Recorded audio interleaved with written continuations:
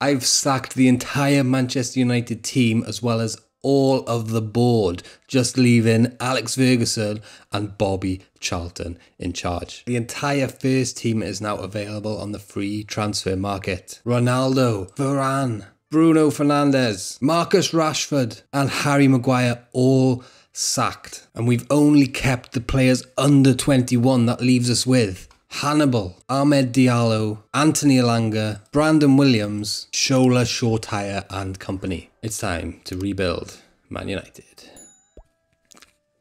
First thing I want to do is set us up with a decent tactic, right? And we know that all the big teams in the world at the moment play a kind of 4-3-3 or a variation of it, right? With 3 in midfield and 3 up front. So we'll plug that in at first and make any tweaks we need to do later on. Then I want to head to my team report, right? To see how good the players that we've got left are and can we get away with like playing them basically, right? So a quick look at our assistant's report here tells us that Hannibal looks like he could be passable in centre midfield and Elanga on the wing as well. Apart from that, we're looking pretty dire. Although he has given Hannibal and Elanga 5 stars here, which is definitely questionable. So we're going to need a goalkeeper, a right back, a left back, 2 centre backs, 2 centre midfielders and 2 forwards. At least. Now, because Man United are pretty poop, let's be honest, we're not able to get the best of the best, right? They just don't want to come to us.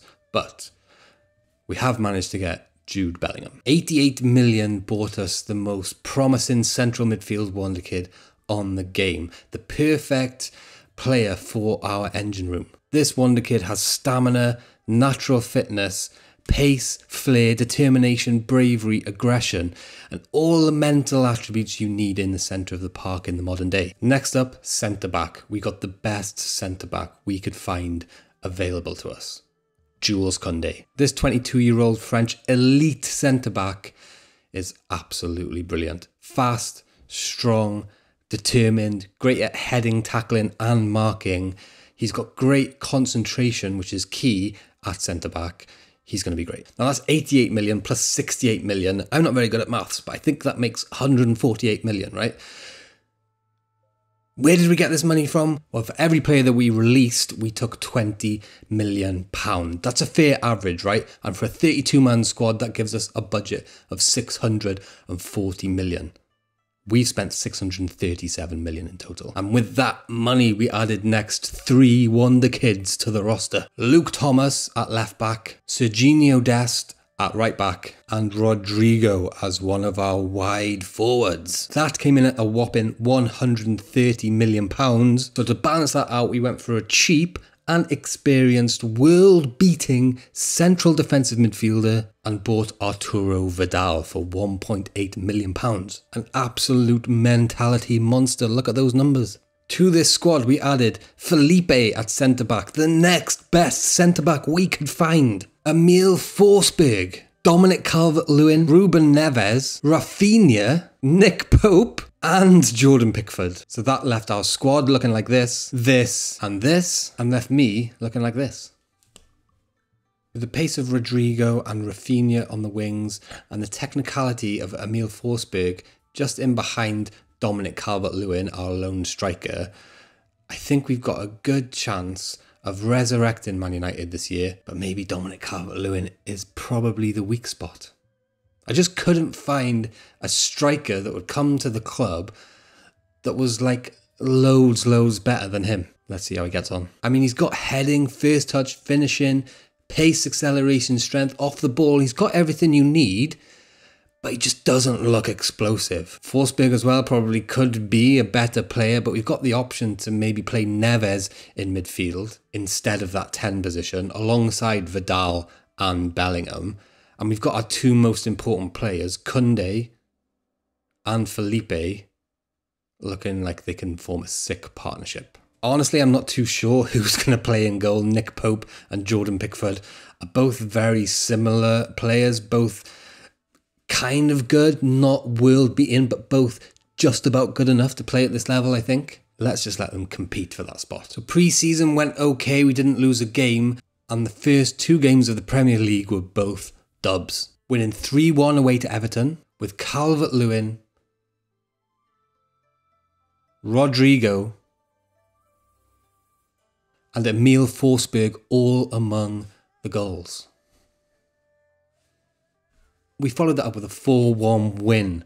An absolute demolishing of Tottenham at home, with Vidal, Rafinha and Jude Bellingham amongst the goals, as well as, again, Emil Forsberg. 3.46 our XG was in this game, Tottenham with a measly 1. And with a couple of more wins under our belt and an undefeated run, we see something in the performances that makes us want to tweak the tactic to gain a little bit more control of games. Emil Forsberg comes out of the 10 position and Neves comes into that defensive midfield role. The tactic we're using is a tweak of the Zaz Blue 4.0 tactic. I'll link that in the video description. And I'll put the tweaked version in our Discord. At this stage, sitting at second in the Premier League after 6 games done, I think it's fair to say we're excited about what's to come from this team. We then have a decent October, losing just 2 games but winning the remaining 4. An undefeated November, conceding just 2 goals. And a really good end to the year in December until Christmas time hits. Boxing Day comes along and we lose 2-0 to Chelsea. Oh my God, what was that? Like a knife through butter. And what's worse, we lose 3-0 at home to Leeds. When you think things just can't get much lower, you get dealt a killer blow. New Year's Day, the City of Manchester Stadium, the Etihad, and we lose 3-1 to Man City. A penalty from Kevin De Bruyne. Oh, another worldie from De Bruyne. Cancelled out by a great finish from Bellingham. I say cancelled out. It's 3-1. And then another set piece. Gundogan. Look at that XG story of the game. Oh. That was tough. Tough to take. We're at an all-time low. January then sees us claw back some respectability. 1 game at a time, beating Leeds over 2 legs in the Carabao Cup and Swansea in the 3rd round of the FA Cup. It looks like we're taking 1 step forward with a 3-1 win over Aston Villa, goals from Dominic Calvert-Lewin, Jude Bellingham and Vidal, before an absolutely humiliating defeat knocks us back another step. Norwich winning 3-0, goals from Billy Gilmore and Timo Pukki. So it's time to give these boys a kick up the proverbial backside, right? With the likes of Edison Cavani, who we let go, doing bits at Arsenal at the top of the goal-scoring league tables, it makes us start to question, have we done the right thing in getting rid of these players? A quick look around the league sees Marcus Rashford struggling to get games in Leicester City, and Paul Pogba and Aaron Wan-Bissaka putting in average performances over at Newcastle United. Look at Aaron Wan-Bissaka's tackling stats, by the way. 20 out of 20. We've got to stay true to our ultimate vision and our rebuild. Neves is absolutely smashing it. Dominic Calvert-Lewin is actually one of our best performers, finishing up the season with an XG of 30, twice as many as any other of our players. Jules Koundé and Felipe putting in average ratings over 7. I mean, come on, what more can you want? And just when the arse kicking that you've given the team looks like it's done the job, with a 5-0 thrashing of Tottenham, goals from Koundé, Felipe, Bellingham and Dominic Calvert-Lewin, we lose 3-1 to Liverpool at Anfield. Serginho Dest getting himself sent off. Results are then mixed throughout the rest of the season. Wins are followed by losses. Cup dreams are put on hold. Champions League dreams are shattered. And the Premier League becomes beyond reach when the overachieving Newcastle beat us 2-1. Goals from Paul Pogba and Joe Linton. Oh, and it was a Wan-Bissaka assist. This couldn't have gone much worse. What a finish from Joe Linton. 2 draws in the league are followed by a win in the FA Cup semi-final. Vidal and Bellingham showing their qualities. That sets up an FA Cup final with the old enemies Arsenal and Eddie Cavani, who has been smashing it in the league. A tight game sees United take the lead with a goal from none other than our main man Dominic Calvert-Lewin, showing what he can do. Arsenal pull one back, however, though, with another long ball over the top and a great finish from Pepe. And then who comes along? Cavani, right in between our 2 centre-backs, somehow squeezing past them, and the Football Manager gods are on his side with a deflection, what can only be described as a deflection.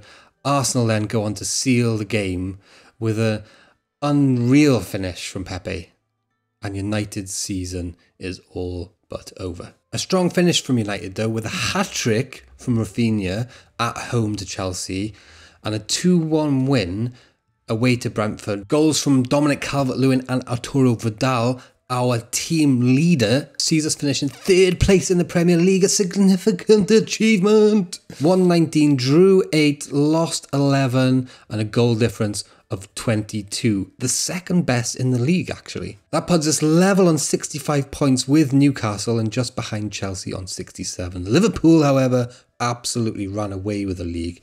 87 points. Mohamed Salah, their top goal scorer and the league's top goal scorer, alongside Eddie Cavani, well, just in front of Eddie Cavani on 65. Then Rodrigo from Man United comes in just in front of Eddie Cavani, 25 versus 21. Rodrigo from Leeds actually comes in with 20, and Dominic Calvert-Lewin is a few more notches down on 17. If we'd have got a more premium striker, would we have maybe climbed a little bit further in the table? Possibly, but Liverpool was so far ahead, I think maybe that's a bit of a stretch. Season review then, Dominic Calvert-Lewin comes in as our best player. Just behind Jordan Pickford, who only played 1 game. He's got his average rating of 7.24. He scored 30 goals and I think had an XG of 30. That's right, an XG of 30.6. So not overperformed, not really underperformed. Did pretty good. Then you got the 2 centre-backs, the most important players we spoke about. Jules Koundé on 7.18 and Felipe on 7.12, scoring 9 goals between them and 2 assists. And then Jude Bellingham, he actually scored 17 goals for us this season and made 12 assists, an average rating of 7.07.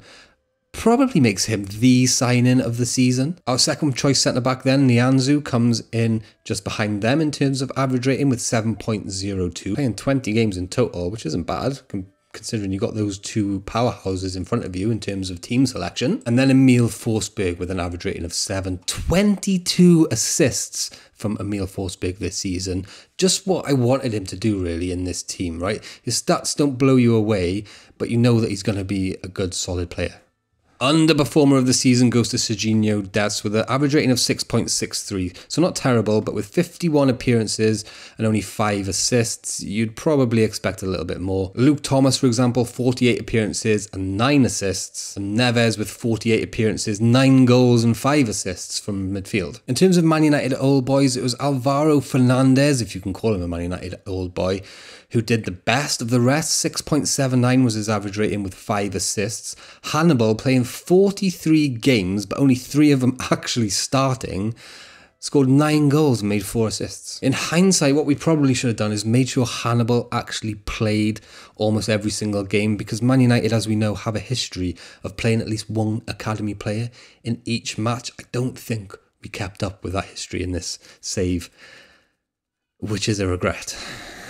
All in all, this team's finished the season really well, and I'd be interested to know if any of the patrons take on this challenge going forward, because I'll put the link to the save game into the Patreon page for anyone who wants to take over. We perform well above average in the attacking stats.